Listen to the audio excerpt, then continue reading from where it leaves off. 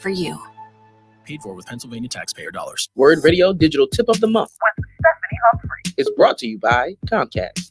Did you know that as long as you have a cell phone that still works, you can call 911? Even if you don't have a phone plan for that particular smartphone, if you can turn the phone on and charge the battery, you can dial 911. However, there are some limitations. Since you don't have a service plan on the cell phone, the 911 operator won't be able to call you back if they need to.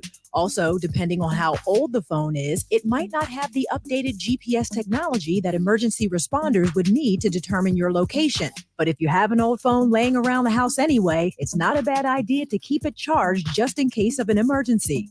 Having another way to call 911 as a backup could come in handy because you never know when you might need it. Stay tuned to WURD for more tech tips and stay connected with us at wordradio.com. Finish your high school diploma for you and your family.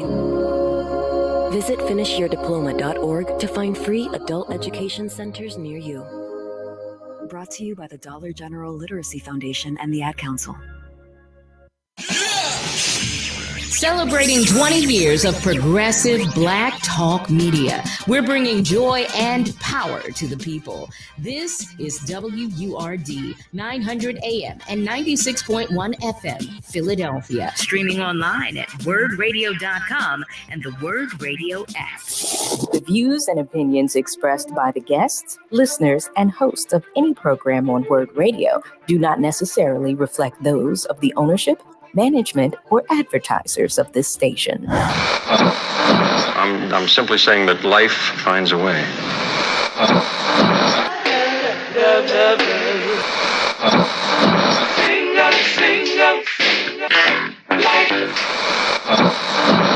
All right, people, write something on the board. Let's spell it.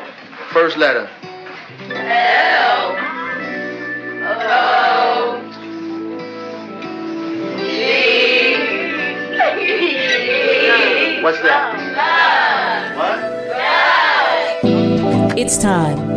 It's time to have real, honest, open, difficult, and inspiring conversations. It's time for Love and Life on WURD, Progressive Black Talk Media.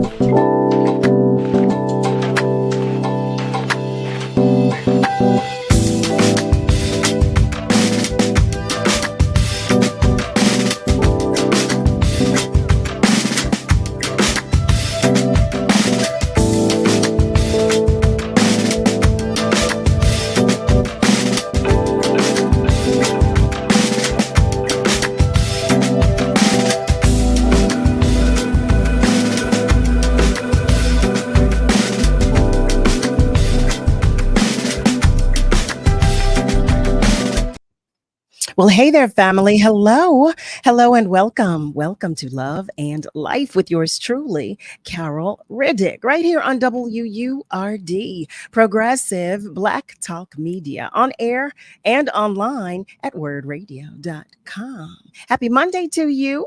Happy Monday, family. This Monday, December 18th. Oh, I really cannot believe we are so close to 2024. It just blows my mind. In any event, let me calm down. It feels like I'm on 1,000. You hear me? I can't get my words out. OMG. It's because I'm so excited to be here with you. I do hope you are all having a great start to your week. And before I say anything else, I just need to thank all of you, everybody that came out to my Holiday to Remember residency concert this past weekend at South. I had so much fun with all of you. You hear me? And I thank you even if you did not come but wanted to do so. I do. Special thanks, though, to our family member, Just Rick, Eric, who came and gave me beautiful flowers. Thank you so much. They are thriving. They are so pretty. Family, I appreciate your unwavering love and support, and I want you to know it. So happy birthday to all of our love bugs that are celebrating, especially if you are celebrating on today. Harvey Wilson and Andrea Agnew are two of those love bugs that are celebrating. So we're sending them extra love and hugs from the entire tribe and family. And family, for those of you who are joining us by way of socials, I want you to let us know. let us know, okay? By sharing a comment on our socials, or you can even call us. You can do that by calling 215-634-8065, or you can even call us toll free. You can do that by dialing 1-866-361-0900. Yes, yes, yes. And for those of our family members whose hearts are just even a little heavy today, or whose lights are shining a little dimly, I am sending you all the extra love and hugs that you can handle. You hear me? Just so that you know you are not alone. And it's coming from your entire tribe and village right here at Love and Life. You don't have to do this by yourself. You don't have to do this alone. We are right here. We are right here. We've got you. We've got you. All right, family. So I want to take this time to share a few things with you. The first of which is the harvest. Word Radio is sharing a harvest for the world now through December 31st. Visit wordradio.com to find information on upcoming give back events in the Philadelphia area. If your organization is hosting free clothing giveaways, food drives, free workshops, community dinners, and more, please share the details using the form on our website. Visit wordradio.com/the harvest and just look for the harvest banner. It is harvest time, family, and we're sharing information on those giving back to the community. Yes, we are. The harvest is brought to you by Comcast, Pico, Keystone First, and the United Way. Family, we are Word, progressive Black talk media. I have a few more things that I want to share with you, but because our guest in this hour can only stay with us or visit with us for a short period of time, I actually want you to know her. I want you to know and get to know her, our new family member. She is a trauma surgeon and public health researcher at Temple University's Lewis Katz School of Medicine. She's also a Stoneleigh Foundation Fellow and the Director of Research for the Philadelphia Center for Gun Violence Reporting. Yes, family. Yes, family. I welcome you to the conversation with Dr. Jessica Beard. Well, hello there, beautiful, and welcome. Thank you for having me, Carol. It's a pleasure. It truly is a pleasure. I'm so fascinated with what you do. I'm so fascinated, with about the research as well. I mean, I did read that you are a trauma surgeon, and I overstand the demands from you or on you of that.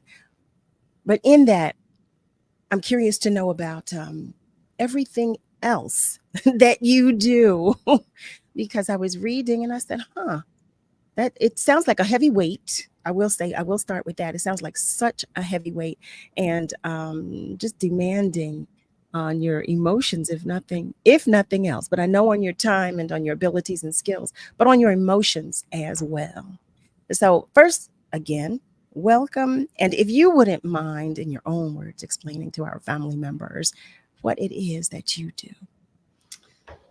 Again, thank you so much for having me. And I think that you really pointed out an important part of what I do is that it is very emotional. So, as a trauma surgeon in Philadelphia and working at Temple, which is the place where, unfortunately, we take care of the largest number of firearm injured people in the entire state of Pennsylvania each year.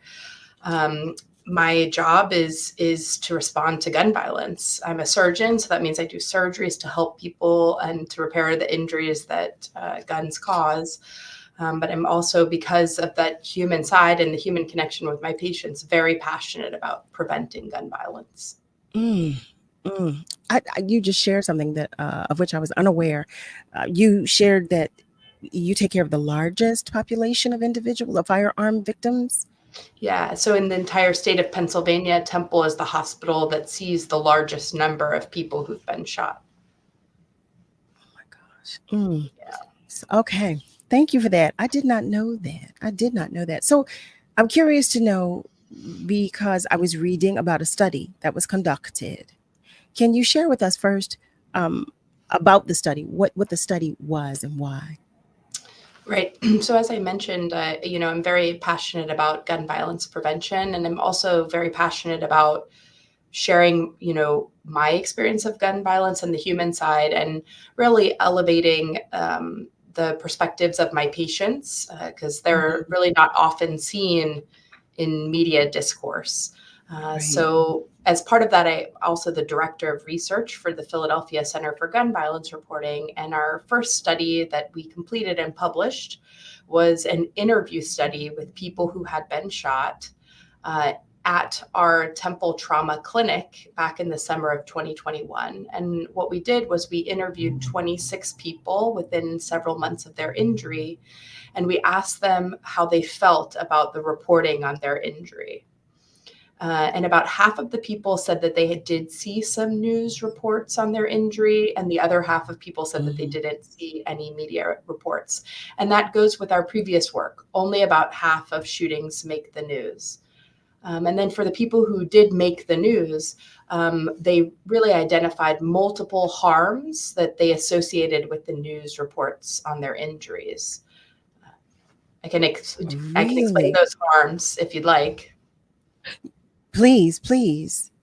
So I think first and foremost, we've all seen what generally reporting on gun violence looks like, right? Like on the TV. It looks like 25-year-old man shot on Broad and Tioga. He was taken to Temple Hospital where he's in critical condition. Police have no arrests and there's no motive. And when people saw reports like that about themselves, these reports that neglected their perspectives, these reports where journalists didn't talk to them and didn't interview them, they really felt dehumanized, first and foremost. But then they also felt unsafe. Like when the treating hospital was mentioned, they felt like their reputation was being hurt, by those narratives that didn't explain who they were as people. And they kind of in a broader scale felt like that type of reporting about the victims of gun violence could contribute to people feeling unsafe in the community, and then maybe even more gun violence. That makes so much sense. So I'm curious to know, when did Temple begin to conduct this study? So we started interviewing people in the summer of 2021 for this research. 2021. Oh, wow. Okay. And so, and how were the people that were chosen to participate? How did that take place? Were they those? What was the determinant?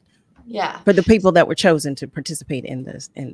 That's a great question. So this type of research is called qualitative research. It means that it's kind of like journalism. It means that we interview a group of people and then we look for themes and kind of tell a story from the themes. So we're not necessarily looking for big numbers of people. There were 26 people in this study, which is a relatively normal or acceptable number for this type of research. And so what we did was we went to the trauma clinic, and in the trauma clinic at Temple, we see sometimes 30 patients in one clinic setting. And so unfortunately, we have a lot of people that have been shot that are coming to the clinic. And we just, either me or one of the other members of our research team went and asked the patients, did they want to talk to us and participate in this interview study? Okay. I was curious to know. So what, I'm curious to know, I'm listening to you say about the 26 individuals that were chosen. And thank you for that. I'm trying to think of everything that I can ask you in this amount of time that we have with you visiting with us. So based upon the study, was it determined that victims of firearm violence often get interviewed by news reporters? I know you were saying that some of them said that they don't, but is that number a majority of them that are not interviewed by reporters? It's typically what we get is the reporter's view and not from the firearm victim's perspective. You cut out before. I hope it's not my internet. But what I heard, what I heard was that we're hearing the reporter's view and not the injured person's viewpoint. Yes. Is that with the majority of those with whom you communicated? None of the people in the study were ever approached by a journalist to tell their story. So it's the general reporting is basically just like that, couple sentence episodic crime report. What an episodic crime report is, what like the communication scholars describe as a report that just covers the shooting, that doesn't provide any context for like why gun violence might be happening in North Philadelphia. What are all those historic factors and current, structural and social factors that are going into gun violence risk for people who live in North Philly. It doesn't talk about solutions for gun violence. So it's really just the shooting episode. And then the crime aspect means that it's really from the perspective of police. So it's not actually so much the journalist, but it's actually the police's narrative, and the police's narrative being presented as fact about a human being. And you were sharing that some of the victims shared that they didn't feel safe after having seen these interviews. Having seen these reports. Can you talk with us about that? Yeah. So I think they didn't feel safe for a couple of reasons. One of them is because sometimes the report mentioned the hospital that they were being treated at. Okay. And so they felt very nervous, like when they left the hospital, could somebody be looking for them? Sure. Another thing that came up as, very harmful was the presence of graphic images. So in about 10% of TV news clips we know from our other research, there are actually videos of the shootings being posted. Right. And those are also available on social media and some Instagram pages.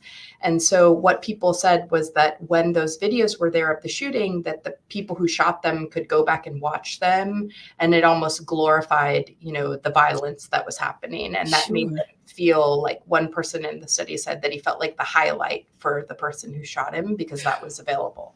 Oh, I never thought about that. And I imagine because we have access to these videos, as you were saying, that sometimes there's a false narrative being provided because we only get a clip of, what actually happened. Right. So, absolutely. So that makes so much sense. Family, hi there. I'm talking to each and every one of you, especially if you have just joined us. Welcome to Love and Life, right here on WURD. We are talking with Dr. Jessica Beard in this hour, and she's visiting with us for just a short period of time.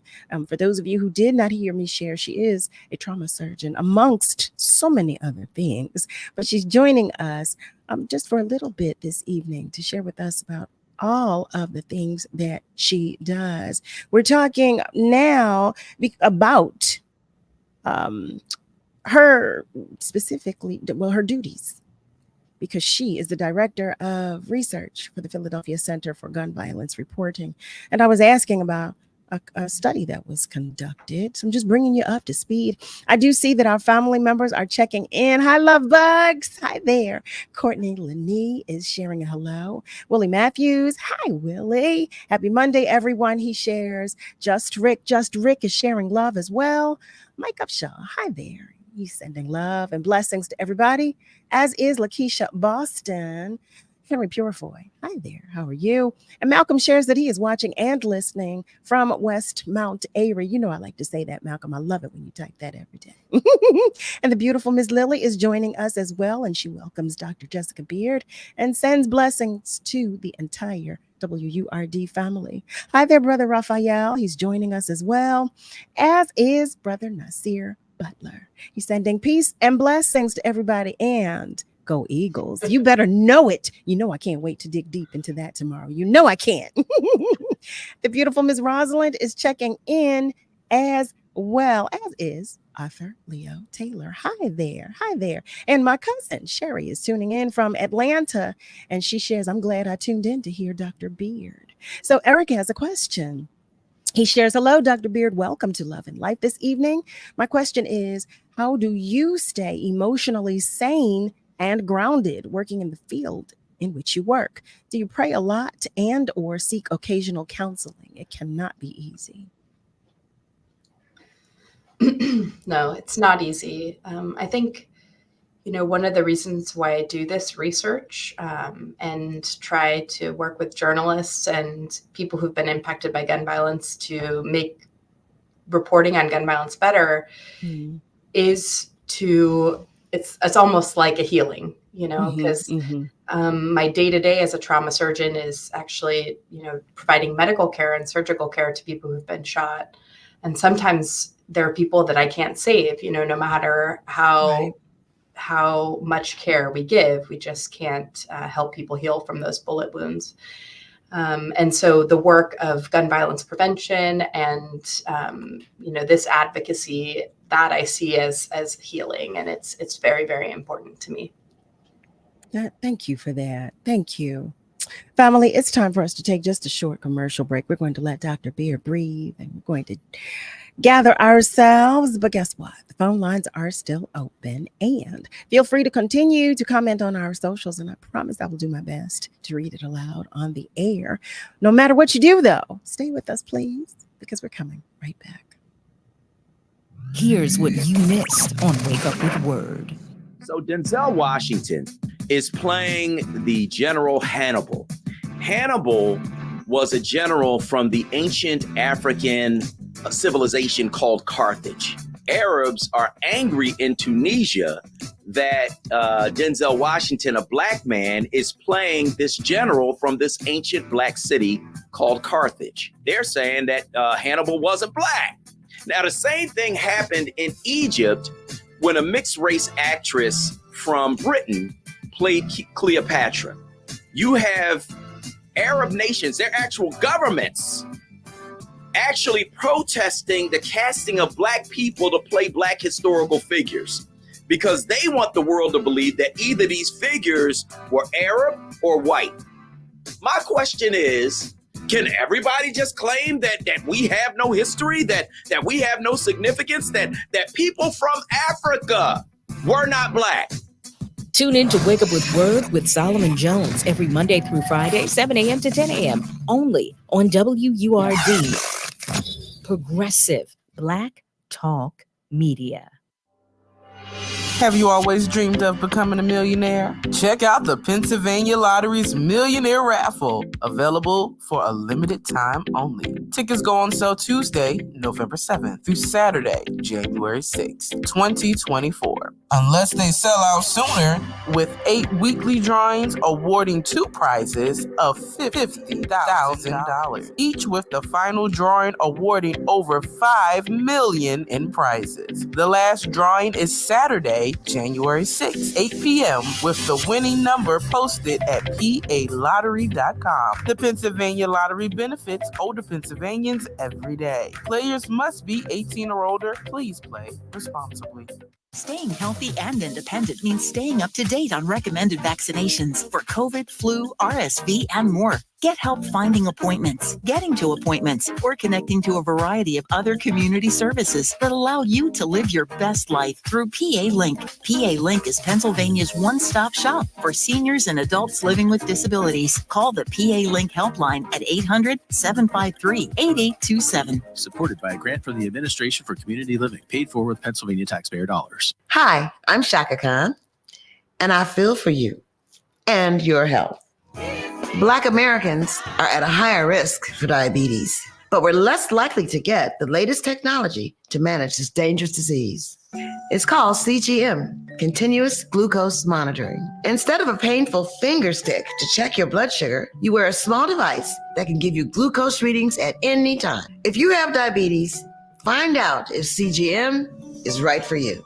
Merry Christmas! Greetings, everyone out there in Wordland. This is David Barnes, photo man for you too, and host of the New Worldview radio program, heard live worldwide, Sunday afternoons, 12 noon until 2 p.m. Wishing each and every one of you a glorious holiday from the entire New Worldview radio crew on WURDradio.com. Happy holidays from WURD, Progressive Black Talk Media. What is love? You're listening to Love and Life on WURD, Progressive Black Talk Media. I think I know what love is.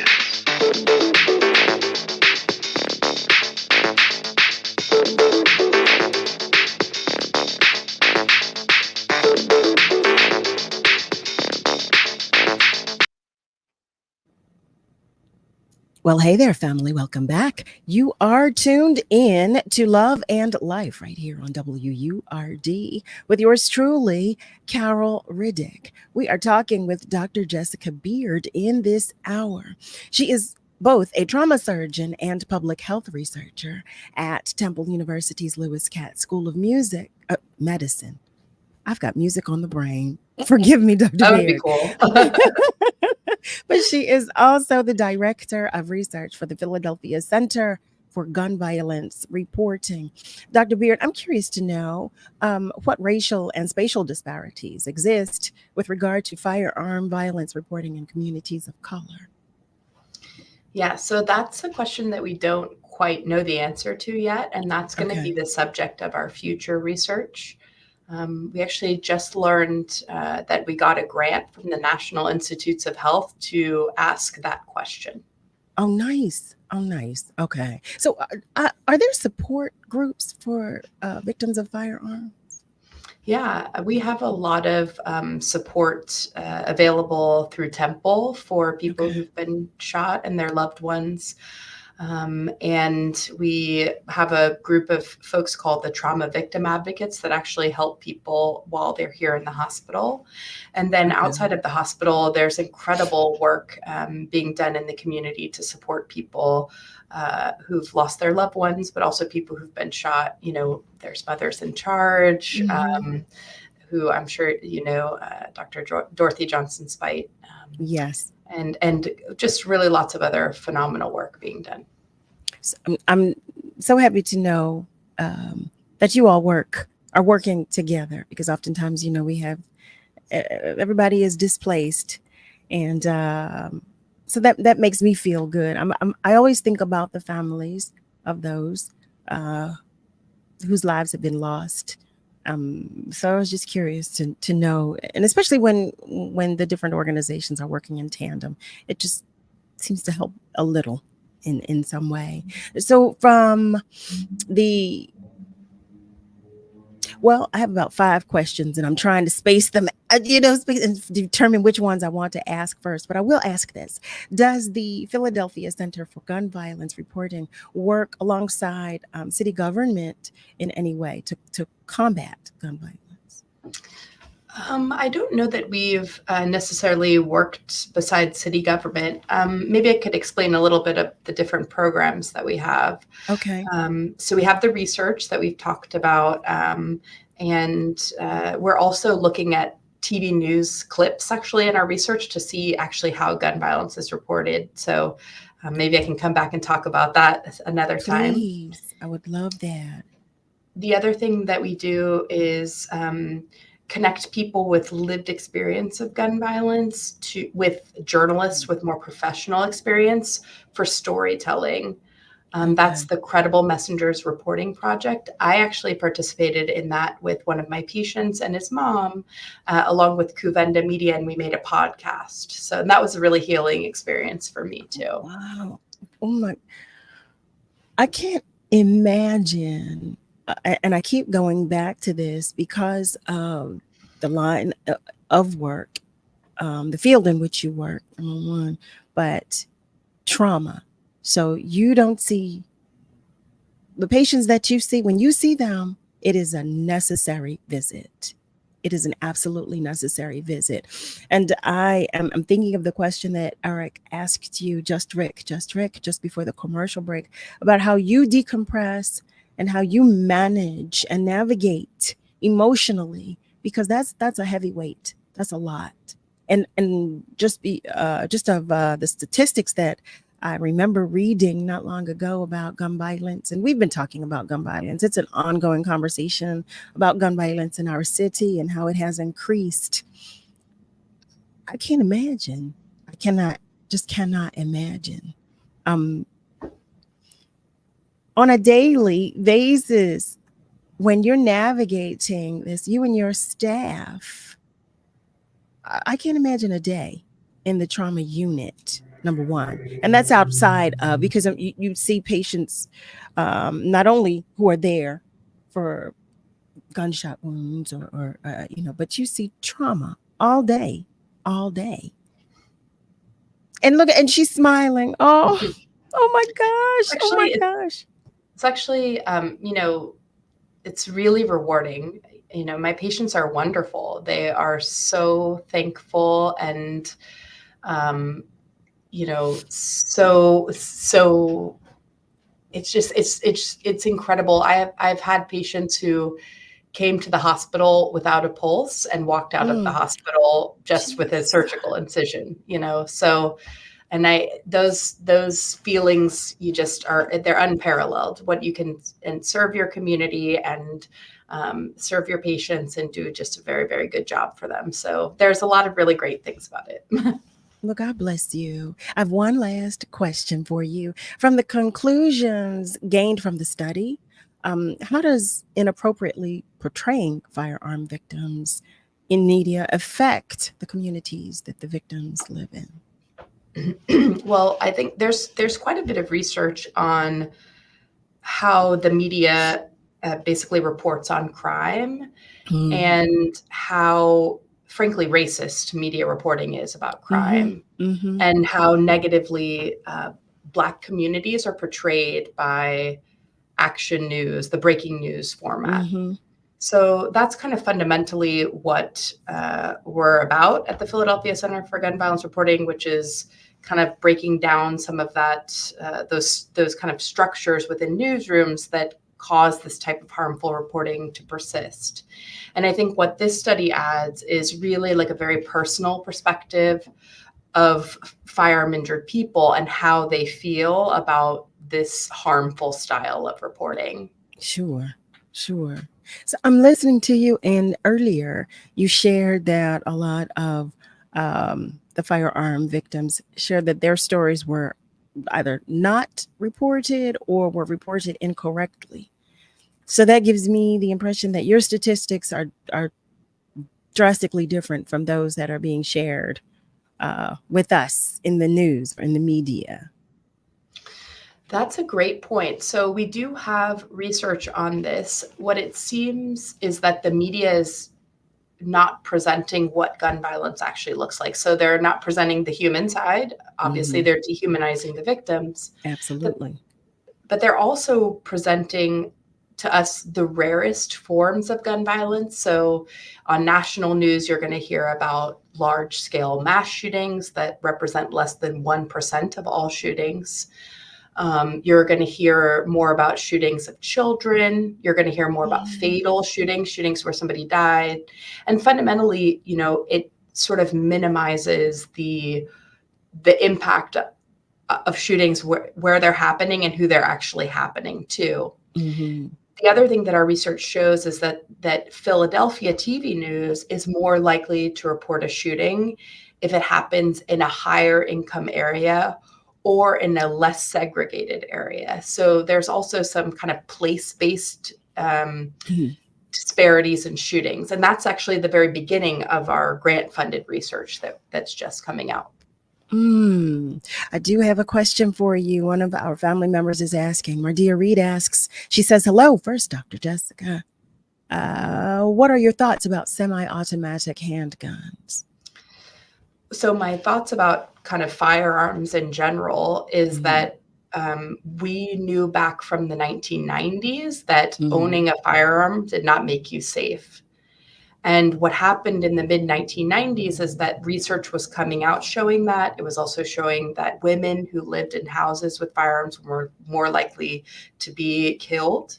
And so it was very unsafe for women because of intimate partner violence. And what happened was that science was essentially censored. Congress passed an amendment to their kind of funding mechanisms called the Dickey Amendment that prevented the CDC and the NIH and other governmental agencies from studying gun violence and studying how firearms impact health. And that's only just recently been rolled back so that people like me can actually get funding from the government to investigate gun violence. Oh, wow. Wow. Thank you for that. I do want to share some more of our family members are checking in. Eric Peterson is joining us. Hi there, Eric. Welcome. Ms. Julie shares, good evening, everyone. Director Beard, respectfully, wondering if you review video play discs converted into films and such. As is known, after complaints, a major play station was shut down in the Neshaminy Mall.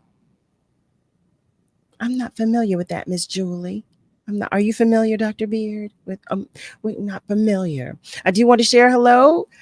Lori Green Miller is sharing that she loves the show. It's very informative. Thank you so much, Lori. Thank you. Thank you. Ms. Julie follows by sharing that, in her opinion, too much time is spent on video games that construct violent scenarios. It cannot be ruled out as having some percentage of accountability of cause and effect. That's a good point. That's a good point. A lot of our babies come up playing violent games. The beautiful Miss Lily, she shares what a deeply emotional dialogue. I truly admire and appreciate your fortitude and dedication, Dr. Beard. Thank you. Thank you.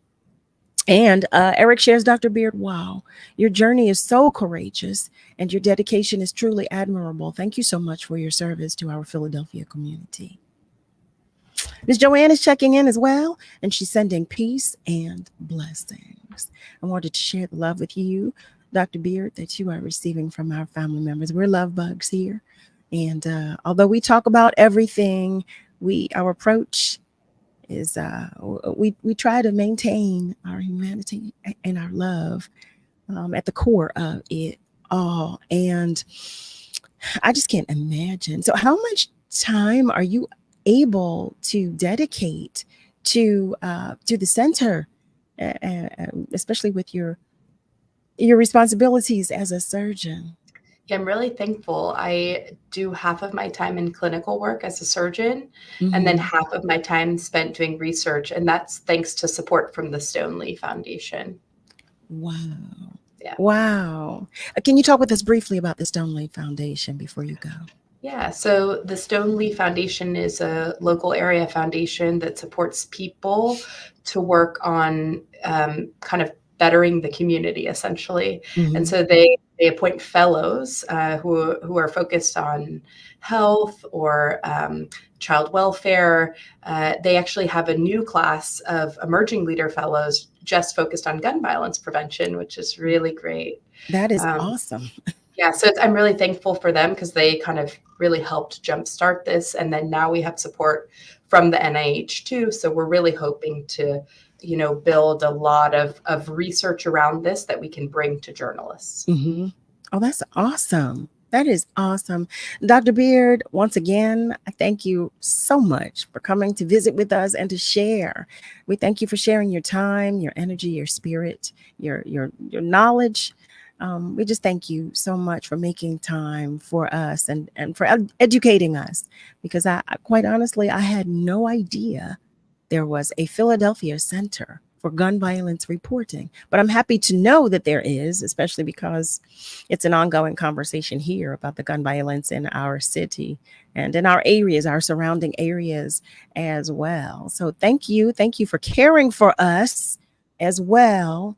And just thank you for being you, because that's a lot. We truly do appreciate you. Family, here we are, Monday, December 18th. Welcome if you are just joining us. Welcome. You're tuned in to Love and Life right here on WURD, Progressive Black Talk Media, on air and online at wordradio.com. During this commercial break that we have upcoming, we're all going to decompress. That's what we're going to do after having had this conversation with Dr. Beard. But when we come back, I have something I want to share with you, and I want to know what you think about it. Eric is asking Dr. Beard if you will please come back and keep us abreast of the progress and the statistics. And Ms. Lily shares, thank you again. Just thank you so much. We truly are grateful that you did stop by, Dr. Beard, and we look forward to your return. Family, do know that the phone lines are still open. I've got something for you when we come back, and I'm so excited to share it with you. Please continue to comment on our socials as well.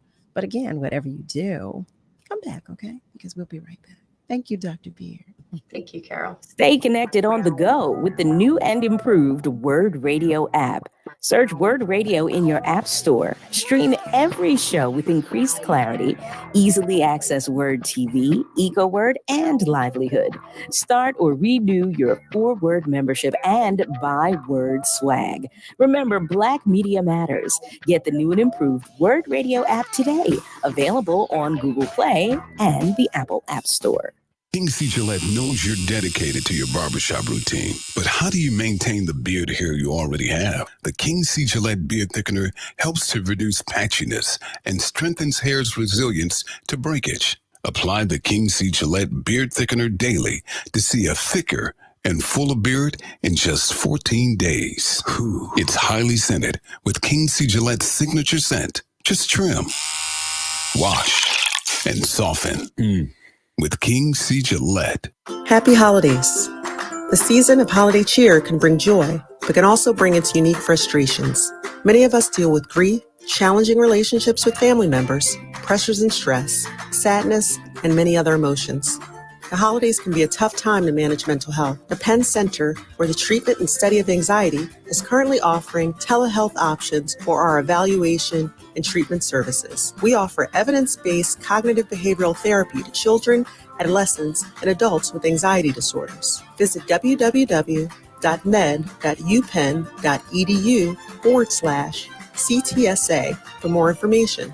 The Penn Center for the Treatment and Study of Anxiety is currently conducting 2 clinical trials open to diverse participants. The first is a study providing treatment to women who have been exposed to a trauma and are struggling with post-traumatic stress disorder. The other clinical trial will study a mobile app that uses coaching and peer mentoring to reduce suicide risk among young adults who identify as sexual minorities, who are often vulnerable to stressors that increase risk for suicidal thoughts and behaviors. To learn more about either trial or to request an evaluation for treatment, call 215-746-3327 or visit www.med.upenn.edu/CTSA.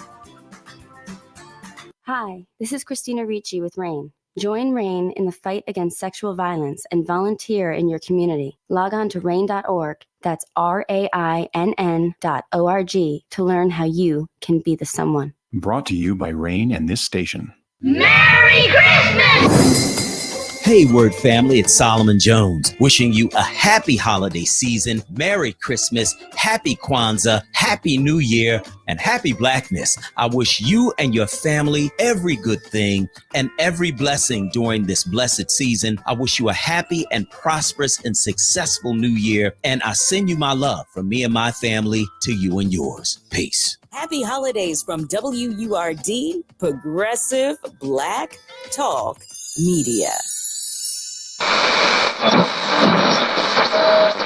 Let me tell you something, and don't you ever forget it. Success is nothing without someone you love to share it with. You're listening to Love and Life with Carol Riddick on WURD, Progressive Black Talk Media.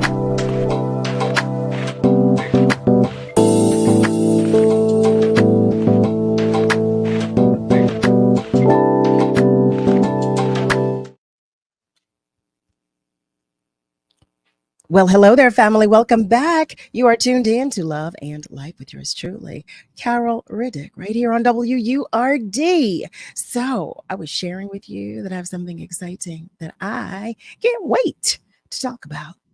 We have a ticket giveaway tonight. I just have one pair of tickets. One pair. Okay, one pair.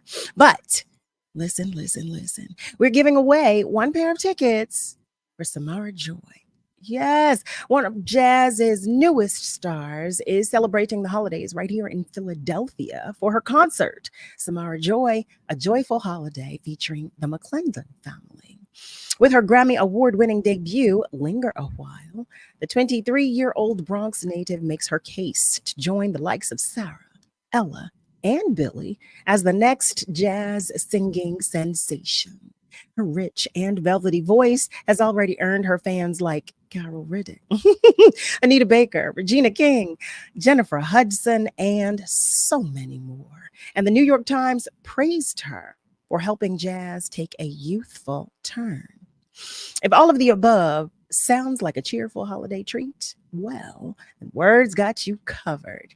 We are giving away a pair of tickets, one pair, family, to see Samara Joy, A Joyful Holiday featuring the McClendon family on Friday, December 22nd at 5 p.m. Be the third caller to call 215-634-8065 in order to win. But be aware that you cannot win if you've won a prize from us in the past 30 days. Family, that's a pair of tickets to see Samara Joy, A Joyful Holiday featuring the McClendon family on Friday, December 22nd at 5 p.m. Y'all know I was so excited to share that. So excited. I love her. Okay, I cannot tell you enough. I love her, love her, love her. And she's a sweetheart. I love her voice. I love her personality. She's a sweetheart. And she has Philly roots. I mean, what's there not to love? What is there not to love? So something else I want to talk with you about. Yes. From December 1st through December 31st, sign up for a membership and receive 50% off any store item.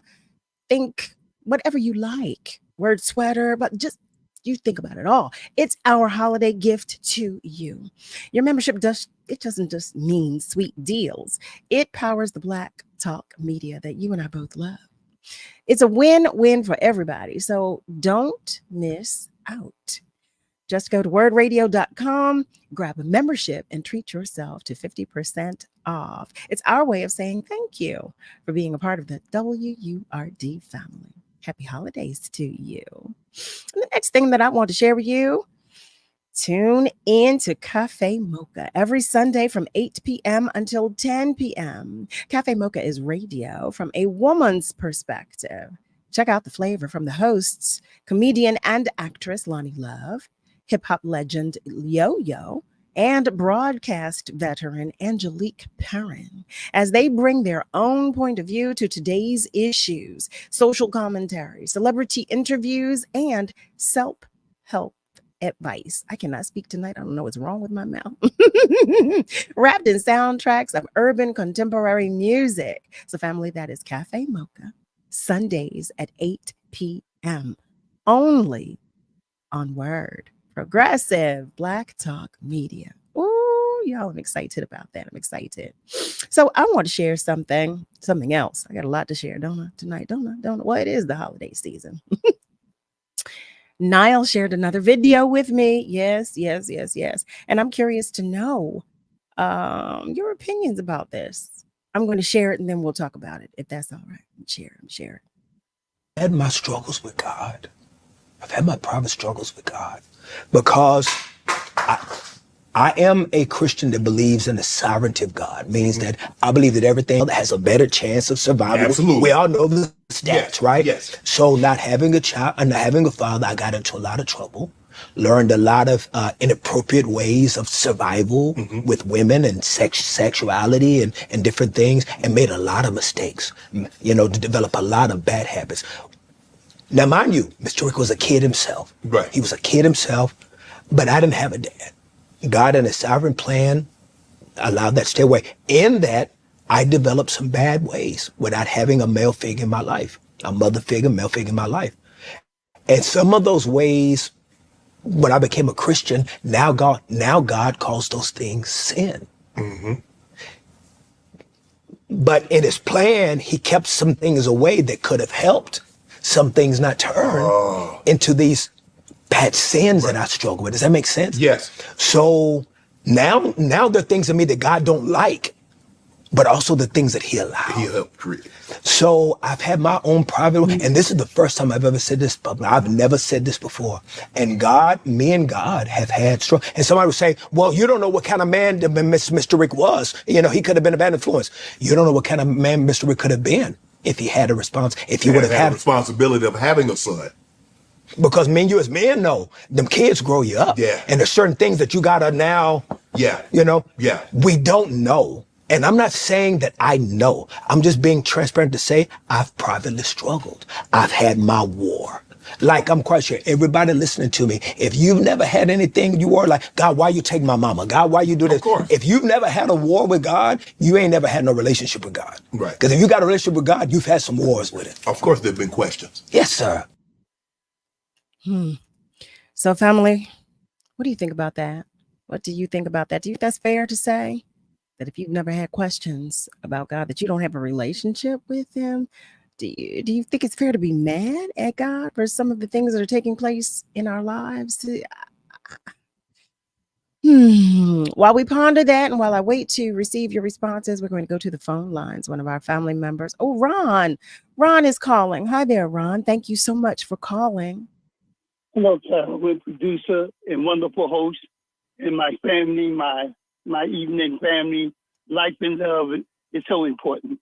I want to talk about the flowers was given to you. It only brought that flower to the lily of the valley. And you know that flower, the lily of the valley, is something about that. That lily of the valley is something like the tree that's planted on each side of the river. And the healing on the leaves on that tree is good healing for the nation. And this is why here at Love and Life and our family, Malcolm and all the rest of the guys there, it brings his healing. It is an inclusion of all those that love life and love God Almighty. Guess who I heard today? I heard God today and then tonight. When I hear Malcolm, hear you guys call in and participate in the concerns on this earth, realizing that heaven needs no help. We need help here on earth. Thanks for bringing those flowers. Remember about a flower. Once the flower goes to the metamorphosis and there's no more life, you can pour all the water you want on that flower. You cannot bring it back into life. So that's why what we give in life, back to life, in spite of, remember, everything is about not who I am or anyone else to a degree, is about who you are. So be blessed and appreciate the flowers. But I hope that people, each one of y'all and your families, and as you engage with one another, that each one of y'all can make one cry tears of joy. I want to talk about health care. And I suggest to you what's getting ready to take place. And I've been going to the doctor, and I got a wonderful primary doctor. I suggest to all the men and women, go to your primary doctor, establish that rapport with her, ask her a lot of questions, make your recommendations based on what your body is saying to you, to that healthcare provider, because we're going to be facing what we are hearing out of the other party, what they want to do with the healthcare in this this country. This is why we have to be vigilant to fight. When I say fight, because if you fight, you got your hand balled up, you can't get nothing in it. But when your hand reach out to make a difference in our city and in our country, we can see some results of it. Continue to love. But remember the word love. I don't use it too much. It must be a verb. It has to be an action. And that's what we do here on Love and Life. And that's what we do on WWRD. And the actual word is love. The word is many things. But the word is, how do you feel this morning? A kind word can change someone's life. I bear witness to that. So everyone be blessed and continue to participate. Well, we never know what the Lord have in store. But this we do know, that after this life is over, we can only hope that the Lord will give us peace and rest. Thank you. Thank you. Thank you so much for your kind words always, and for always pouring into us positively. Thank you for your vulnerability, for your sensitivity, for your transparency. Just thank you for being you. Thank you so much. So, family, I want to know what you think and how you feel about the clip that I just shared. I'm going to, if I might, just going to offer my thoughts. My first thought, my knee jerk, I don't know what's wrong with my mouth tonight. My knee jerk reaction at first was, how dare you? How dare you? How dare you? I love God. I trust God. And I've never questioned. I have never said why so-and-so, why. I realize that life is about choices. I do realize that. And I accept the responsibility that we have as human beings in our own lives. God gives us discernment. he gives us a choice between good and bad, right and wrong. The family, I know this is heavy. This is a heavy conversation. And I don't mind, you tell me if you think if you don't feel the same way that I do. It's all right. We can disagree, or we can agree to disagree if that's the case. But I just felt when I first heard it, how dare you? How dare you? How dare you? I'm curious to know what you think and how you feel, Nick. Hey there, I haven't checked on you after this commercial break. I want to know what you think and how you feel. Family, stay with us because we're coming right back. It's the WURD Hot 60. Hot 60. Here's the hottest 60 seconds you missed this week on The Source. Councilmember Anthony Phillips, who leads the 9th Councilmatic District, who is from Pearl Home to East Oak Lane to parts of Germantown to parts of the Northeast. Listen, caller wants to know his plan for children, since 2 rec centers in Albany are closed at the same time. Without the rec centers, the kids turn to the streets. Good question. So that is why, since I started in office, and thank God you all had the opportunity of helping me get in the office to serve. I've listened to people say that, and that's why I was so adamant about making sure that Albany Rec Center opened back up. And so they're actually starting construction within the next 2 weeks on Albany Rec Center. Before the end of the year, they're doing a groundbreaking to get that started. It should be up and ready by the end of 2025. And that's the hottest 60 seconds this week on The Source on WURD, Progressive Black Talk Media. Are you or someone you love struggling with an addiction to drugs or alcohol and want to be set free from the chains of addiction? Then call Addiction Helpline America right now to get the help you need. From drug and alcohol addiction to dual diagnosis treatment, we provide a confidential helpline to help people like you get sober and live happy, substance-free lives. Treatment helped me get my life back. I was so addicted. The only person I could focus on was myself and what I needed. I hit rock bottom and lost everything. Through treatment, I was able to overcome those demons and focus on my family again. I used until I overdosed and almost died. That was the end of the road for me. After seeking treatment, I now have hope. I learned skills that help me deal with life on life's terms. 800-932-1745. 800-932-1745. 800-932-1745. That's 800-932-1745. Staying healthy and independent means staying up to date on recommended vaccinations for COVID, flu, RSV, and more. Get help finding appointments, getting to appointments, or connecting to a variety of other community services that allow you to live your best life through PA Link. PA Link is Pennsylvania's one-stop shop for seniors and adults living with disabilities. Call the PA Link helpline at 800-753-8827. Supported by a grant from the Administration for Community Living, paid for with Pennsylvania taxpayer dollars. Attention WURD community. From December 1st through December 31st, we've got a special gift just for you. Sign up for a Word membership during this exclusive period and enjoy a fabulous 50% off any one item in the Word online store. That's right. Whether it's a Word sweater, crew neck is my favorite, or anything else in our store, it's all yours at half price when you become a member this December. Your membership not only unlocks incredible discounts, but it also supports the uplifting Black Talk media you love. It's a win-win, so don't miss out on this limited time offer. Visit wordradio.com and sign up for a membership today.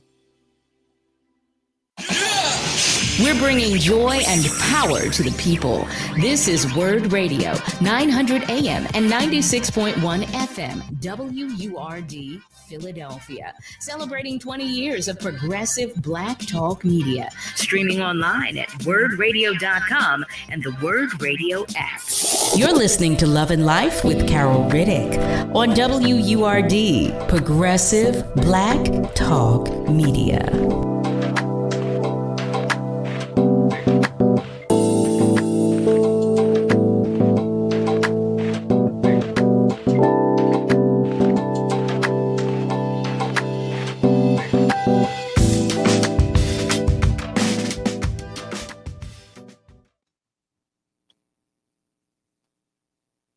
Well, hello there, family. Welcome back. You are tuned in to Love and Life with yours truly, Carol Riddick, right here on WURD. Here we are. I before the commercial break, I introduced a clip to you of a post that Kirk Franklin shared. And I was sharing with you my own personal point of view. And I'm curious to know what you think and how you feel. At the core of it all, I disagree with our brother Kirk. But I'm curious to know how you feel. Nick, what do you think? What do you think? First of all, hello, Nick. Hi, Nick. Happy Monday. Hey, Carol, how to you doing? I won't complain. Yeah, same here. I feel like I'm doing all right. I've been doing all right for a while. Feels good. Kurt Franklin's video, Kirk Franklin, Yeah. his video. I thought it was interesting. He made a couple of interesting points, but that last point that you had pointed out, the one about if you haven't been at war with God, if you haven't disagreed with God's decisions before, or at least had those arguments with God, then you don't have a personal relationship with him. I'll say that I disagree with that last part. I believe your personal relationship with God it's personal. It's however you two decide to interact, and however which way you feel about it in your spirit. And if you feel like that's God reaching out to you, then that's not up to somebody else to debate. I guess short of it being a direct sin or something that would go against the word of God. Like if I felt like God told me to go out and kill somebody, hey, maybe that's not God talking to me, right? So I feel like with Kirk Franklin, I understand what he's saying at a fundamental level. In my own experiences, in my short 26 years of life, I've had very, very few tragedies. Very few. I mean, I can't even. It's hard for me to even think about what the worst one is, because it's just it's happened so little times in my life, and I'm very fortunate for that. That being said, I remember the first time I really was angry with God, and that was when I was about 15 or 16, and my mother had her foot had gotten caught up in a escalator. I don't know how. I wasn't there when it happened. She had just moved to Atlanta at the time, and it was the first time I was very, very far away from my mother. I was living with my dad in Philadelphia at the time. So she's in Atlanta. She hurts her leg, and I remember I got the news about it, and I think she or somebody else had called me because they were in the hospital with her, and she was going to be okay, and she's fine now. But I remember when that happened, I was so angry because I thought, out of all the people that this could have happened to, this happened to my mother, and my mother is one of the sweetest, kindest people. I mean, I'm saying this because I'm a little biased, I'm a son, but to me, my mother she was a perfect mother, and I couldn't imagine why God, in all of His infinite wisdom, would allow some misfortune to befall her. I don't quite feel that same way about it now. I'm certainly not angry about it just because these things happen. And I think part of life is realizing that it almost doesn't matter who you are, what kind of person you are, all these other kinds of things, because life can just happen to you. And it can happen to the people around you, your friends, your family. I mean, it's just like that. And I think that to get angry at God about life happening, I don't know. That's not how I would look at it. But I understand what he's saying. I understand that being at war with God. I think that's a little dramatic too, to say you're at war, but disagreeing. Yeah. It's like, what how dare you? Well, and you know what? And I think the reason that my knee-jerk reaction was to say how dare you was because when you say that, to me, it almost feels as if you equate yourself with God. When you say, well, I was at war with what? How do you ever? How are you ever you are never at war with God. So and I think that was from where it came. I became so emotional at the statement itself that he was at war with God. We are never at war with God. We are. So that was how I think it's difficult to. I mean, war is. I guess you can be at war with a singular person, but that's not quite what you would call that, you know. Mm-mm. Do we have our frustrations with God? Sure. I know of people who are as Christian as can be. They don't have a second thought about it. But do they agree with everything that's happened in their lives? Or you know, even if they've come to the Lord later in life, you know, those people don't go to war with God. They have disagreements, or they don't like how certain things have happened, but ultimately that always comes back around to, well, if this is what is a part of God's plan, then, you know, who are we to be upset at that? That's That, something you have you to know, come to, you know, in yourself. I'm sorry for having interjected. That's how I've come to view the majority of the situations in that I've experienced. Like, and I'll give you, and this is mixing apples with oranges, but my mindset is typically this way, and this is like, you know, when we, you know, people tend to get upset about the smallest things. Like I have some family members, they get upset about everything. Mhm. And I typically say, well, you might want to accept that maybe God is keeping you from, like, if they're late, or not if they're late, but if there's something going on, they're like, why is this happening? Why is this blah, blah, blah? Well, you might want to accept that maybe God is pausing you for a moment, or God is preventing something else. He's keeping you from something that he doesn't want you to experience, or something like, you know, I try to see the positivity in the situations in real time. And I apply that to myself, not just to someone else. So in this case, as I'm thinking, and he's saying that his father lived 10 minutes. Well, if he didn't, and quite honestly, we only had that little bit of conversation that was shared. Right. But we don't know what state his father was in, and we don't know how his father's involvement in his life could have affected him. I am an advocate for fathers being in their children's lives, so let me make that statement, because I am an advocate for fathers being in their children's lives. But at the same time, we don't know. We don't know. I don't think it was fair of him to say that the things that did happen were as a result, you know, was because, you know, was because he wasn't there. So you mean there was no one else? No one else was in your life that was pouring into you positively? And maybe there wasn't, but I guess I don't want to believe that there was no one else in his life pouring into him positively as a youngster. Our families are talking, and I do see your conversation. I do see the conversations, and I do want to share. So I'm going to do that. Miss Lily shares, this is a deep conversation. Miss Rosalind shares, I love Kirk Franklin, but we are not allowed to question God. Like God was in the lower question, his father. She also shares, good evening to Mr. Ron. She's saying, we love you unconditionally, and we give you your flowers while you can still smell them. Everybody enjoy the new day that the Lord has made. Arnold Shortlegger shares, and welcome. He shares, I've told you these things so that in me you may have peace. In this world you will have trouble, but take heart. I have overcome the world. He shares from John 16:33.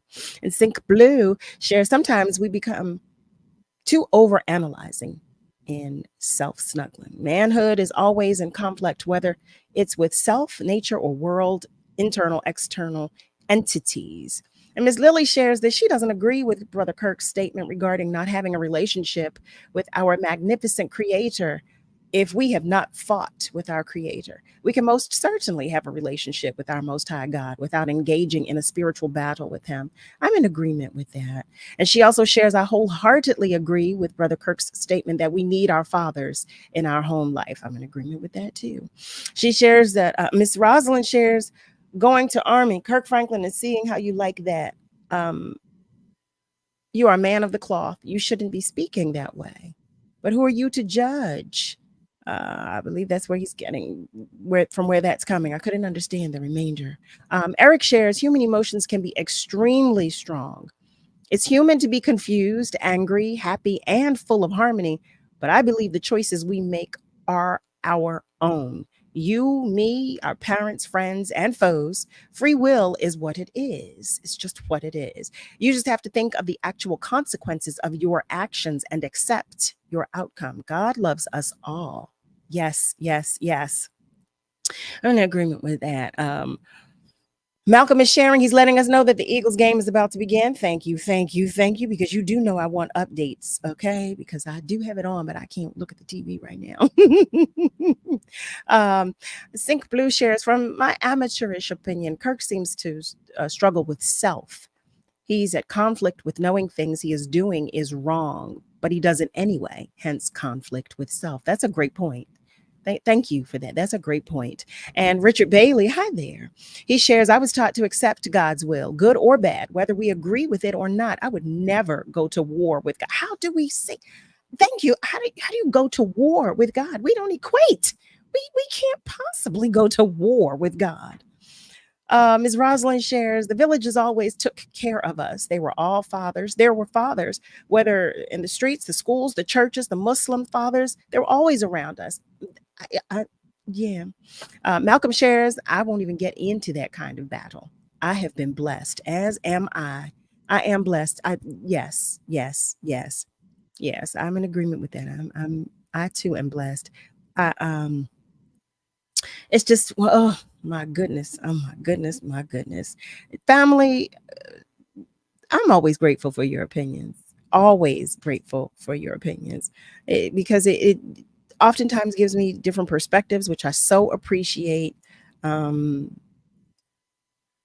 I think it's always good for us to just talk about these things too, because some of our family members have the same thoughts and feelings, and I think it's good to talk about it, whether we agree with it, whether we're all in agreement or not. And that's why I thought it was a good clip to share when Niall shared it with me today. I said, oh, that's something that the family, I would love to have a discussion with the family about. And I think that was a very good point that Sync Blue shared, that Kirk is possibly at conflict with knowing the things that he does are wrong, but he does them anyway. So he's at conflict. And I think that happens. That can happen. So, family, I want to remind you, because we've not gotten our caller yet. I know y'all love Samara Joy just as much as I do. We're giving away one pair of tickets. Samara Joy, one of jazz's newest stars. Yes, she is. She's a baby. She's just 23 years old. But she's celebrating the holidays right here in Philadelphia. She's hosting, she's in a concert. Samara Joy, A Joyful Holiday, featuring the McClendon family. So family, if you would like to win this pair of tickets, we've got one pair.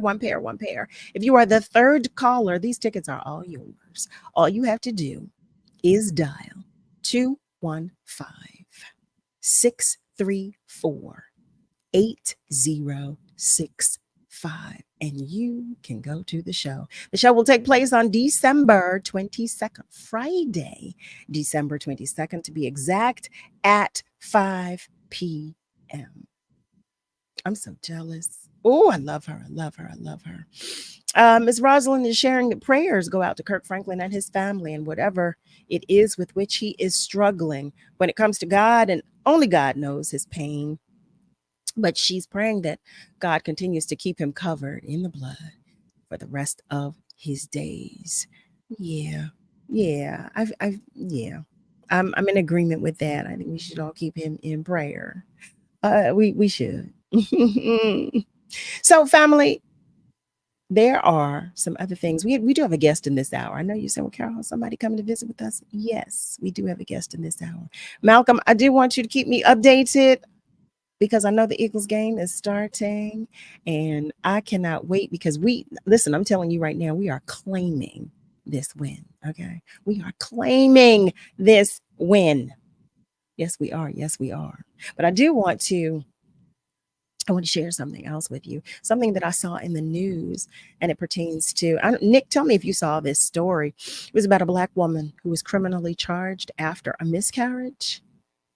Did you see that story by any chance? Yeah. I think you already have it there, but I believe she had a miscarriage, and this happened when she was on the toilet, right? No, it reads that so she had Okay, let me read. Because it's confusing a little to me. It reads that a woman in Columbus, Ohio, was in the throes of a bitter debate over. Well, no, Columbus, Ohio, was in the throes of a bitter debate over abortion rights when Brittany Watts, who was 21 weeks and 5 days pregnant, began passing thick blood clots. The 33-year-old Watts, who had not shared the news of her pregnancy even with her family, made her first prenatal visit to a doctor's office. And the doctor said that while a fetal heartbeat was still present, her water had broken prematurely and that the fetus she was carrying would not survive. He advised her to go to the hospital to have her labor induced so she could have what amounted to an abortion to deliver what was considered non-viable fetus. He shared that she would face, if she did not do that, she would face significant risk of death, according to the records of her case. So what happened was that that was on a Tuesday. What followed was 3 days. She went multiple trips to the hospital. She miscarried into and then flushed and plunged into a toilet at her home. So now this debate is about whether to charge her. And this conversation is taking place nationally. So there's a lot to digest there. There's so much to digest there. But go ahead. I'm sorry. Let me just say this as I give my opinion about this. One, I'm not somebody who can give birth. I mean, my heart goes out to her because this is such a terrible thing to have befallen her. Terrible. And the fact that it's now so publicized, there's people who are calling this woman evil, and Mhm. it's just such a terrible situation to be in. I think we should always look at this with what the doctor said, which is that this child, this fetus is not this isn't viable. This isn't going to be alive, if you give birth. So a lot of people are criticizing the fact that she tried to flush it. I mean, I don't know. What do you want people to do with? I mean, is she supposed to bury it somewhere? Is she supposed to get it a headstone or something? I feel like it's such a private matter. It is. And this was not a child who was going to live, So I think they said they were going to try and charge her with like desecration of a corpse or something like that. Or Yes. some charge that is wild, absolutely wild. I don't agree with that at all. If you want to charge her with something, you might be able to think up something, but that's wild to me. That's ridiculous. They want to charge her with abuse of a corpse.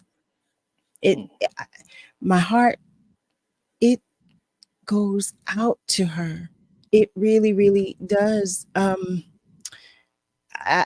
don't.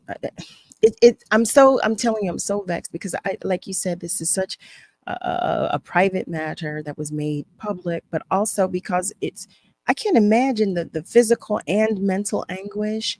I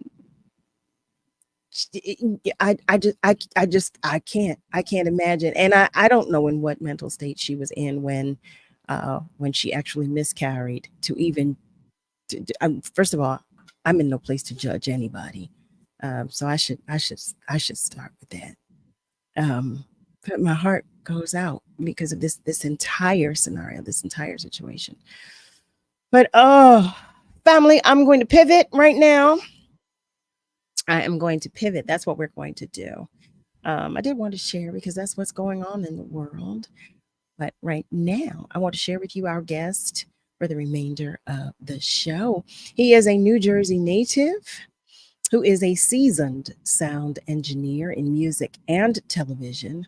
For over 20 years, he traveled the world with Grammy award-winning artists The Roots, along with mixing for music superstars D'Angelo, Santi Gold, and Lisa Marie Presley. Family, I welcome you to the conversation with Artless Poole Jr. Hi there, Artless. Thank you so much for joining us. Oh, you're muted. And now Hey I am there. unmuted. Now you are not. Hi there. Carol, Thank you good. so How are you today? much for joining. I will not complain, Artless. I will not. Happy to have you join us. First of all, family, I should share with you that I've known Artless forever. Artless is a friend of mine. He's an excellent, excellent, excellent engineer. And I thought it would be great for us to talk about the different experiences that he's had because he's worked in so many different arenas, if you will, physically and metaphorically speaking. So thank you for joining us. There's so much and there's so little time. So I'm curious. I did share some of the artists with whom you've worked in your career, but if you would just really quickly share with us one of your favorite stories. Ooh, one of my favorite stories. Mm-hmm. Honestly, like one of my favorite. It's not necessarily a specific story, but I remember one New Year's Eve. I was doing a show New Year's Eve. I was with the Roots, and we were in Atlanta. And it's not a a heavy story or anything, but it was just one of the most like cool like great sets because just the people around me, we were just all having a good time, and it was just a good show with good vibes, and honestly that's what I enjoy. Like I enjoy having good people around me, and sometimes it's not necessarily the show that I'm mixing, more so than the vibe, and that we had a good day and that everyone is feeling good. So no, I was going to say, it's mostly for me. It's about the energy. It really is. It's about the energy in the atmosphere. It contributes greatly to how your day will be. It contributes greatly. All right. Since I keep looking at the time, and I know we don't have a lot of time, and I really want to share with our family members all of what you do. Family, what I did not share is that the Artless he's worked in television and film. He's there's so much that Artless does and is doing, and I want him to talk about a little, to share with us a little about all of what he does. But I know that most recently you mixed the audio for the Formula One race, sweets. Oh Now yeah. let me tell you what. Oh, it's my dream to go to one of those races. Are you So, serious? what? What? Yes, I am very serious. Yes. All So I right, want. Austin, Miami, Vegas, 2024. We're going. No, don't you listen. I am so there. I am so there. We Okay. got 3 races in the United States that's happening. So whichever one, let's go. Let's do it. Please send me the dates, please, because I'm coming. I'm coming. Yeah. But I mean, talk with us about that in and of itself. Well, that was actually really exciting for me, and really a godsend because I'm a huge Formula One fan. I love the race. Have been since like the early mid 2000s. Early to mid 2000s. I can't even remember the exact year.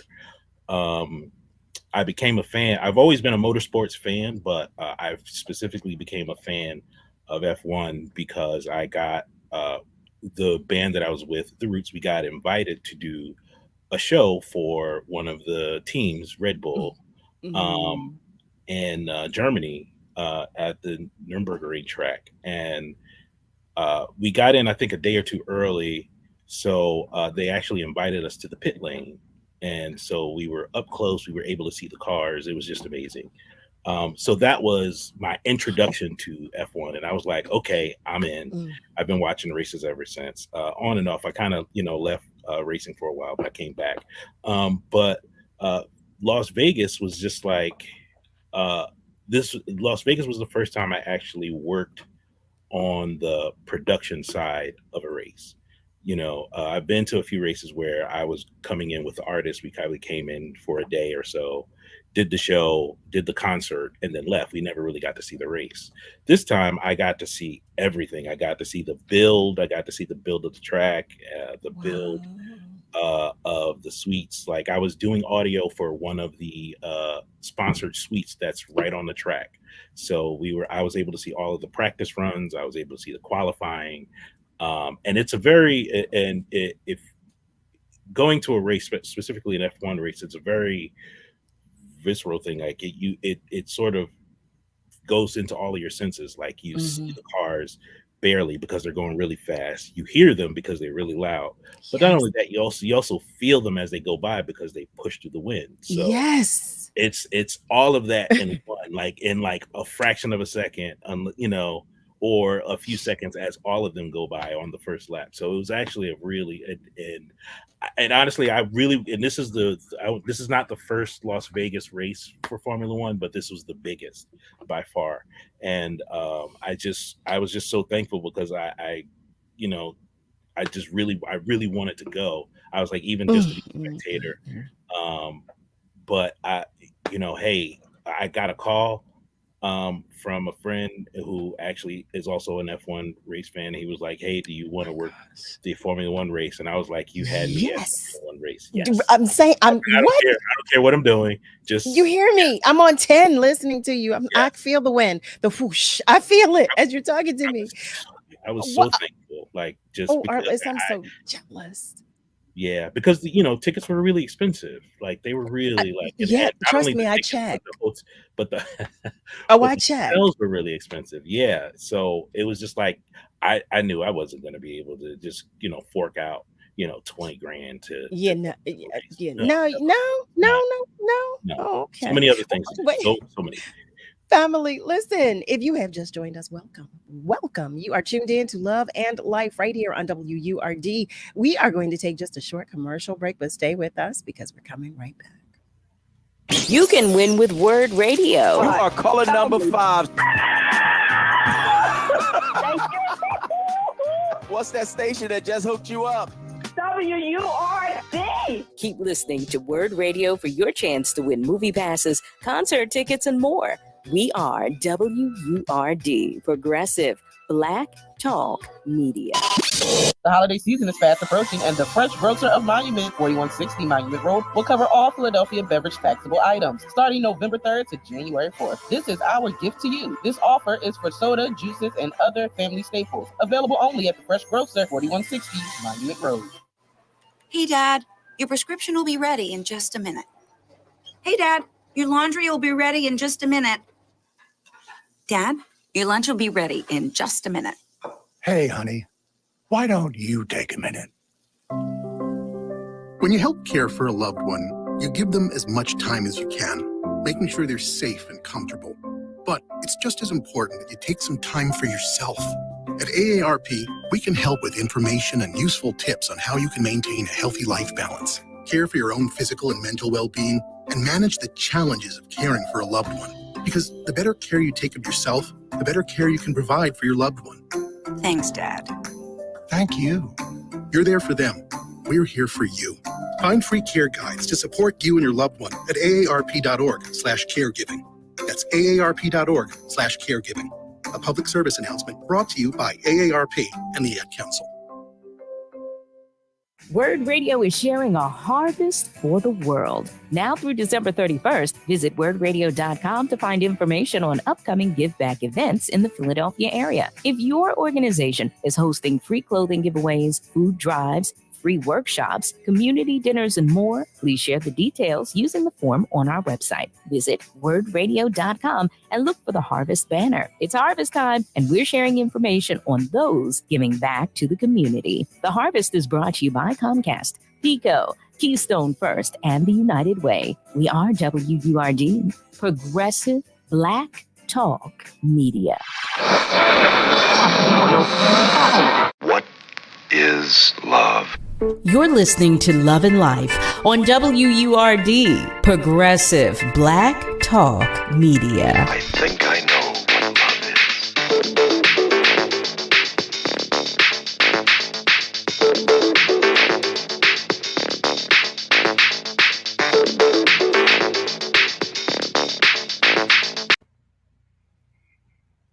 Well, hey there, family. Welcome back. You are tuned in to Love and Life with yours truly, WURD. In this hour, we are talking with Artless Poole Jr., who is a New Jersey native, but he is a seasoned sound engineer in music and television. I do want to let you all know, family, I did see the comments that came in about the last story that I shared. And I was trying to pivot and shift the energy, if you will, because it just there's just so much to digest, quite honestly. And so I'm sorry for that, because I didn't mean to give you such a weight talking about the young woman who had the miscarriage and was now being charged. But we are now talking with Artless Poole Jr., and we're talking about everything taking place in his world. He did share with us that he recently mixed the audio for the Formula One race suites in Las Vegas for the first time ever. I am so jealous. Okay, let me just keep sharing that I am. I mean, I couldn't do what you do at all, but I'm jealous because you got to do it. You can be there. You can be there. But I'm coming. It's I'm possible. coming. You can be I'm there. coming. I'm coming. Okay. I'm coming. And family, I do see the comments that you're sharing with me about the game. You're letting me know that the game is on. Let me tell you something. I can't wait. Y'all know I can't wait to tune in. I do want to know, is Hertz playing? Is he playing tonight? Somebody let me know that, because I couldn't tell. I couldn't tell. So we do have some questions. Some of our family members are asking. Nicole P is checking in. She shares, hey, Love and Life family, happy to be here. And she would like to know how many countries you've visited. And do you have a favorite country that you have visited? Wow.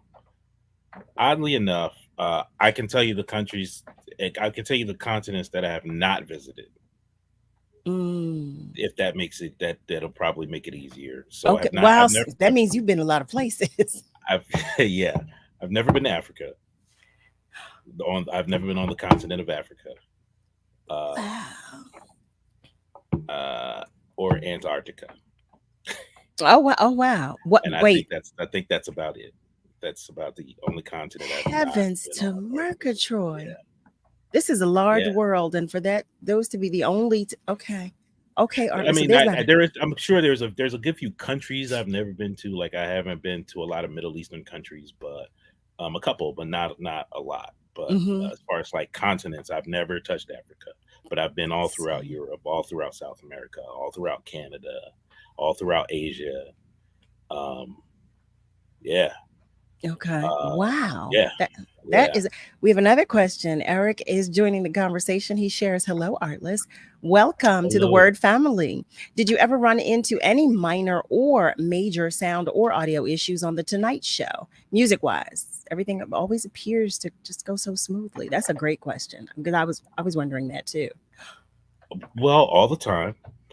But like, because it's television, so, the way we tape the show, it's usually live to tape. So we tape the show as if it's live, but the show has time to edit things down, or the sound needs, if something's going on with the sound. Just to give you a little morsel, when you hear interviews, like if you notice, like sometimes people will have chains, necklaces, things like that, big earrings, and they'll tend to hit the mic. Yes. But you'll notice you'll never hear it, because our A1 is very detail oriented, in that he always goes back after the show and takes all of those pops and clicks out. I never thought about that, Artless. Why didn't I ever think about that? Yeah, a mic is gonna do what it's gonna do. If it hits something, hits it, it's gonna make it louder. Especially if it's a good one. You know what? How about that? Right? So, thinking about that, what does so family? For those of you who are unaware, Artless is the front of house engineer for The Tonight Show, starring Jimmy Fallon. So I'm curious to know, what does a day entail? Because you just shared with us, so you all, it's taped to air. So what is a day in the life? What is that for you? Well, yeah, it's pretty long. Honestly, I live in New Jersey, so I have to, and I usually drive in. So, my mornings is I usually try to get to the gym first thing, because we have a gym in the building. Okay. So I usually leave my house by 6. in the gym by 7, do my workout, shower, eat breakfast, and then we start at 9 a.m. The first thing we do is music.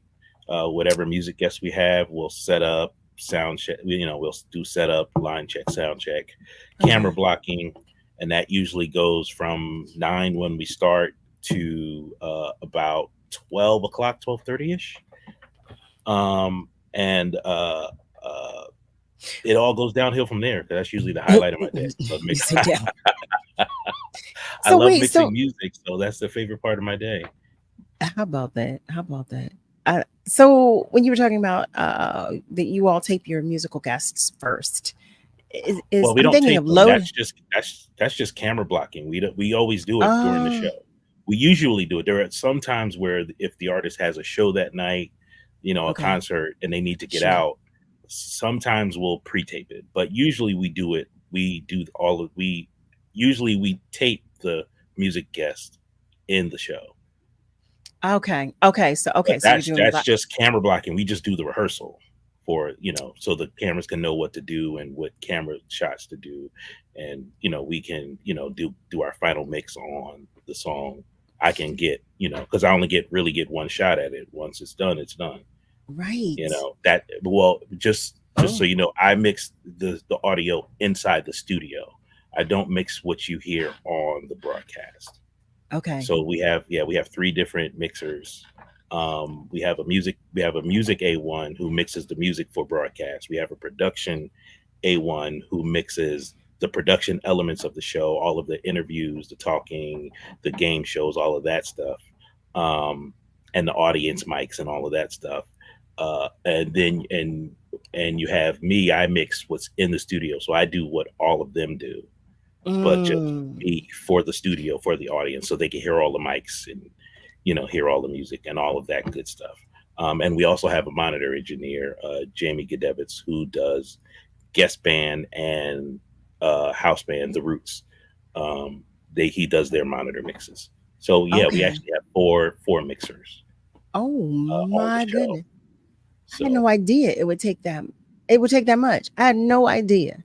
No idea. Family, I'm mixing apples with oranges for those of you who are not watching the game but are interested, because our family members are keeping me in the know. Thank you, Malcolm. Thank you, Nasir. The score is 7-0 and the Eagles are up. Yes, EAGLES. All right. So I am so happy about that. I will keep you posted. And Miss Rosalind is asking, on what channel is the game? She was asking me. Oh, it's on 6. Malcolm shares it's on channel 6. So there you have it. So Eric is asking, how did you and the senior get such an interesting and unique first name? Wow. It's actually an interesting story. It's actually an interesting story. Okay. My dad. Wait. You know what, Artless? I'm looking at the time. Hold on 1 second. Family, Artless and Eric, hold that thought, because I just noticed as we're close to a commercial break, and I don't want you to say, wait a minute, why'd you interrupt? I do want to share that Linda Gary Aviles is saying hello. She's sharing love with the whole family, and we so appreciate you. Family, for those of you who have just joined us, you are tuned in to Love and Life right here on WURD with yours truly, Carol Riddick. Family, I am reminding you that you can get these Samara Joy tickets if you are the third caller to dial 215-634-8065. She is coming here to Philadelphia. She will be here on December 22nd, Friday, December 22nd at 5 p.m. But you should know that you cannot win the tickets if you've won a prize from us in the past 30 days. That's a pair of tickets to see Samara Joy, A Joyful Holiday, featuring the McClendon family on Friday, December 22nd at 5 p.m. I want the tickets, okay? I want to go. You can have them, okay? You can have them if you're the third caller to dial 215-634-8065. Ooh, family, I want those tickets.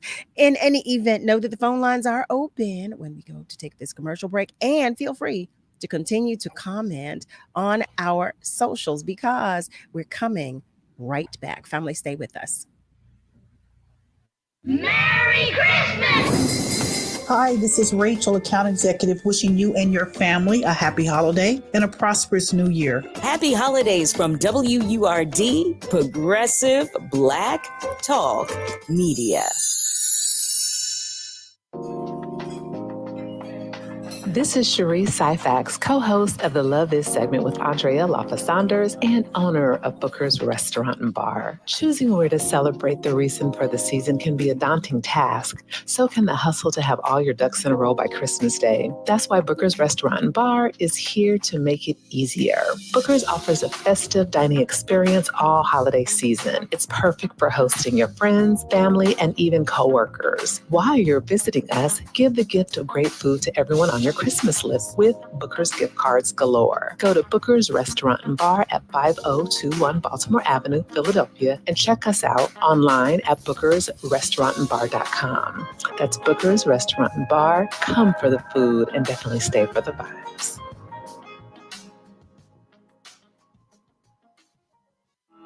Tune in to EcoWord Magazine, hosted by POC, the first Friday at 11 a.m. for the PA Lottery EcoWord Tip of the Day. Brought to you by PA Lottery, benefiting older Pennsylvanians every day. Lift up your voice, let it be heard. There is power in your word, word radio. Fatima Ali, a renowned journalist, was a Word Radio legend. This West Mount Airy native is a graduate of Germantown Friends School and of Wesleyan University with a degree in English and history. Her career officially began in 1981, and through the years, she's worked for organizations like the Philadelphia Daily News, KYW News Radio, WDAS, Power 99, WBLS, to name a few, and finally landing at Word Radio as the host of The Real Deal with Fatima Ali, 10 a.m. to 12 noon, Monday through Fridays. Sarah Lomax, president and CEO of Word Radio, summed up Fatima Ali's legacy with this quote: "She was an advocate of prisoners and incarcerated men and women, and she just spoke truth to power, not being intimidated and not backing down from anyone." No wonder Fatima Ali was a beloved member of the Word family. Repairing Philadelphia's broken educational system topped the agenda when Philadelphia Mayor Michael Nutter first took office in 2008. With a 50% high school dropout rate and the city's soaring crime statistics hovering, Mayor Nutter saw a direct correlation between the two. With an eye on education, I'm Fatima Ali. It is an honor to salute Word Radio legend Fatima Ali.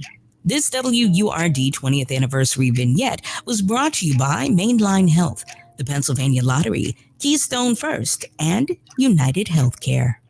Merry Christmas! Hi, Word family. This is Sarah Lomax, President and CEO. I want to wish everyone a holiday season filled with joy, health, peace, and power. Merry Christmas, Happy Kwanzaa, and here's to a bountiful, beautiful, and happy New Year. We are WURD, Progressive Black Talk Media.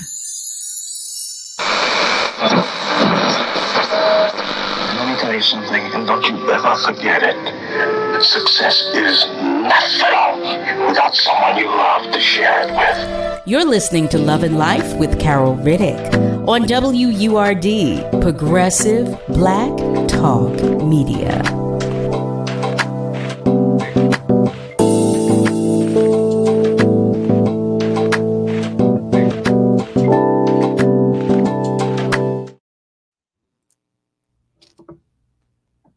Well, hey there, family. Welcome back. You are tuned in to Love and Life with yours truly, Carol Riddick, right here on WURD. So before the commercial break, Just Rick, Eric, that is, asked Artless Poole Jr., our guest in this hour, about his interesting and unique first name. And Artless was about to share with us. So have at it. We want to know.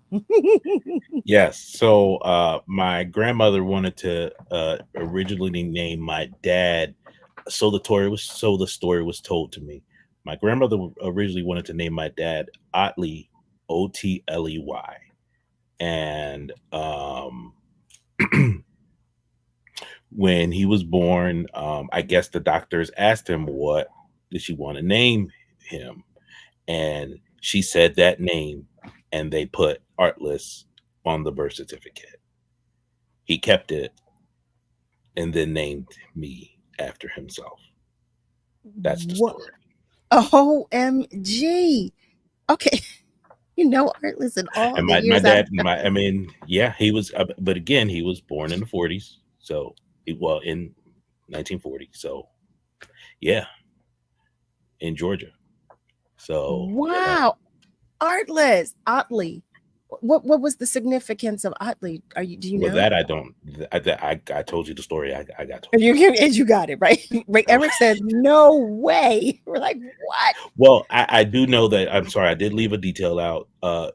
She wanted to name him after her uncle, who was named Otley, Otley. So Otley Poole. I don't know. Yeah, I don't know. But you've never met him.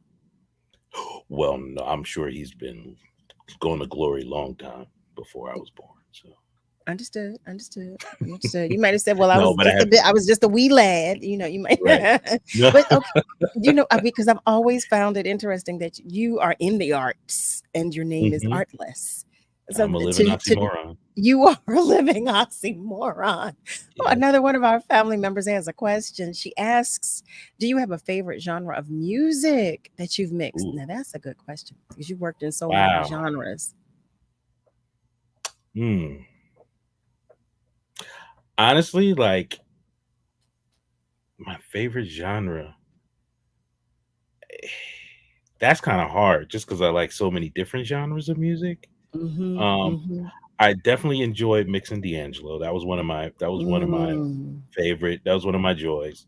But I get to mix. One of the greatest things about the television show that I work on is that I get to mix everything, like everything. So if I had to answer that question right now, my favorite band to mix, honestly, are country music bands.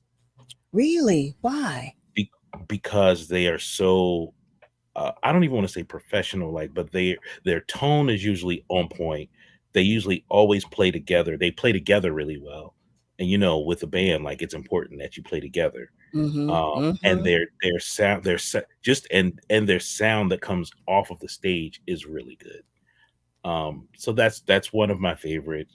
But I did have a bucket list. Like I've always wanted to mix heavy metal music, and I did get to mix it. I did check that bucket list off. First band I got to mix was Metallica, so that was pretty amazing.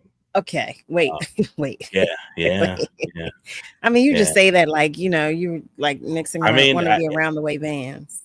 it's a bucket list, and I wasn't thinking, oh yeah, that wasn't never a goal. Like it was just like I want to see how I can do, mixing metal. Because honestly, I don't ever want to be looked at as a great black engineer or a great hip hop engineer or a great R&B engineer. I just want to be known as a great engineer. So I always think it's a challenge. I'm always up for a challenge, but I think it's a challenge to mix different types of music that you don't necessarily or don't typically listen to. And I don't listen to metal, you know what I mean? But I don't listen to country really. There are a couple artists, but I don't really listen to country like that. But those are I like a well put together band. And I can You know what I I mean? can definitely understand that. I can identify with that. Do you have a preference when it comes to mixing for TV or live performances, or do you have a preference when it comes to either one? Or anything in particular, because you mixed audio for so many different things. I mean, you just shared about mixing for F1, so I would say live music is my first love. okay. Mixing for television is different. It's something I enjoy doing, but if I have to say one over the other, I love live mix. I love live sound mixing because again, it's that one of my things is it's for me when you mix it should be more than just about hearing the band. Like, it's Mhm. important to me that you feel the feelings that you felt when you first heard that song, or you know what I mean, or Mm. even just the sound pressure that comes out of the speakers. Like, you know what I mean? It should be even. Like, you should have it should make you feel something. Sure, That's sure. important. That's important to me. So it's important to get the essence of whatever song I'm mixing. So, like, because everyone has that song where it's their favorite song, but there's like an identifier to that song. Mhm, You know what I mhm. mean? Like, there's a Yeah. bass line that you're like, everybody do something to it. Yeah. Like, it's Yep. important to get that. Yep. It, Just there, that there could one. be, it could just be a wind chime. It could be anything. Like, it's important to just get that, because once you get the essence of, once you get that, you It's a got it. done deal. Like, Yeah, it's a done deal. We are locked it's once you in. hear that, We you are know what I mean? locked in. Okay, at Once that you point. love and happiness, it's important to get that guitar lick right at the top, because other than that, you're gonna be like, what song is that? Yeah, You well, know what I mean? Like, but so it's that's important. that's a That's great important. point. Thank you for Mhm. that. I do want to share. Our family members are talking. Nicole P shares, wow, what a story about your name. And as I shared with you, Eric shared, no way. But he does share, very cool, rock the name, keep on keeping on, Artless. Well, I And have all these years. Miss Rosalind shares that she loves heavy metal music, and she loves country music as well. She loves all music. It's the melody. That's the art of the music for her. The notes, the sounds, it's just the beat of it all. She just loves it. And Joanne says, come on, Artless. Wow. Wow. Yes, yes, Thank you. yes. Thank you so much. Thank Ms. you. Rosalind also shares it's the things that make you go, I got that beat, I got the rhythm, the soul. She said it's all of it put together, all of it, all Yeah, of it. it is. Artless, I just want to It say thank is. you so much for coming out to share some time with us. I'm No loving your problem. stories. I can't No believe problem. that I did not know you were going to be named Otley. I was going to be named Kyle, believe it or not. My mother No, want Kyle. yes, my mother, she did share that she said she didn't want any kids, least of all a girl. So she said she was praying for a boy, and she had already chosen the name Kyle. And she said she was still going to name me Kyle, even though I was a girl. I would love that. I love the name Kyle. So Mhm. I was going to be Kyle, but she chose Caroline because of my aunt, her sister that passed the year before I was born. So that's how I Nice. became Caroline. So I love it. Either one, whatever she had chosen, I would have been happy with it. Yeah. So I'm here. So I'm happy about that.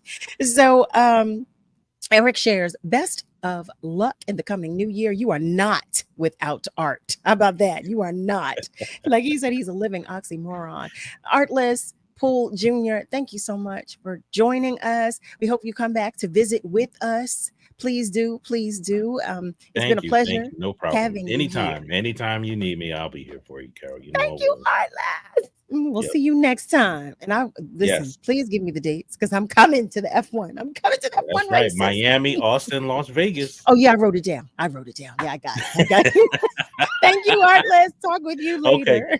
Bye. Bye. Bye, everyone. Oh my goodness. Family, family, family. Here we are. Here we are. Here we are. I just want to say thank you again to each and every one of you. Just for sharing your time, your energy, your attention, just for contributing to all of the conversations. I cannot listen. I was so all over the place tonight. I had to share with Nick. I said, Nick, I think I'm tired from this past weekend. So I'm sorry, y'all. But I do want to send a special thank you again to Eric, Just Rick, for my beautiful flowers.